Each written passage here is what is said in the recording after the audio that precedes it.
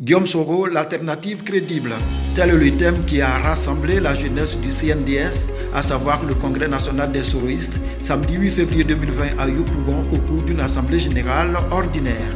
Le CNDS, succursale de GPS, Génération des peuples solidaires, à travers ce thème veut se donner les moyens pour la victoire écrasante du président du dit mouvement citoyen Guillaume Soro à l'élection présidentielle du 31 octobre 2020.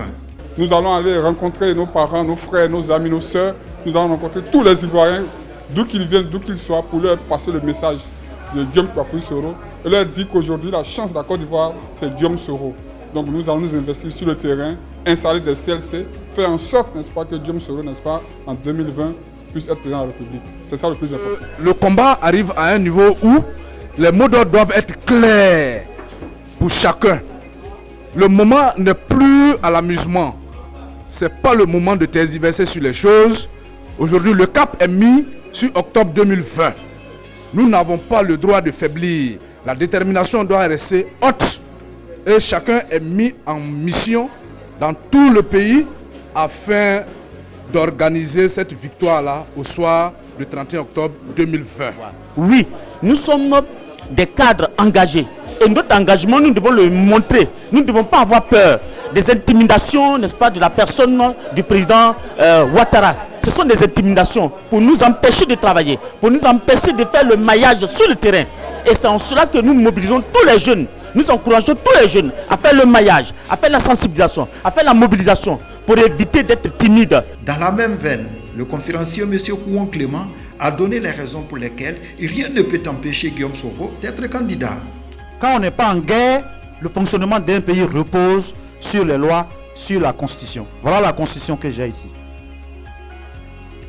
Soit on me dit que le pays ne fonctionne pas, donc le président Ouattara donc a décidé donc de violer la Constitution. Alors nous vivons donc dans l'illégalité, nous tous. Nous sommes donc dans le désordre, dans l'état donc de désordre. Alors dans l'état de désordre, je peux comprendre donc qu'on dise que personne ne peut faire les élections sauf celui qui a la force. Sinon, à mon avis, si on tient compte des lois du pays, si on tient compte de la Constitution, pour l'instant, Guillaume Soro doit rentrer dans son pays en bonne et due forme. En connaissance de cause, il a livré le message d'espoir et d'encouragement du président Guillaume Soro à la jeunesse dans ce contexte délétère. Lui, il est là-bas, il regarde, il voit ce que nous faisons. Il suit nos mouvements.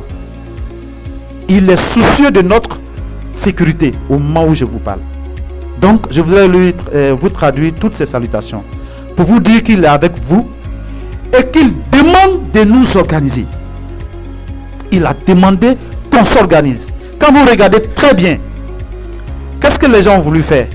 Tous les bras valides qui sont autour de lui, tous ceux qu'il a laissés sur le terrain, qui avaient tout ce que nous avions comme matériel de travail, ils les ont arrêtés.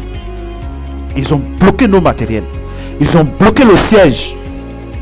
J'avoue que c'est anormal que le siège du GPS soit occupé par les policiers jusqu'alors.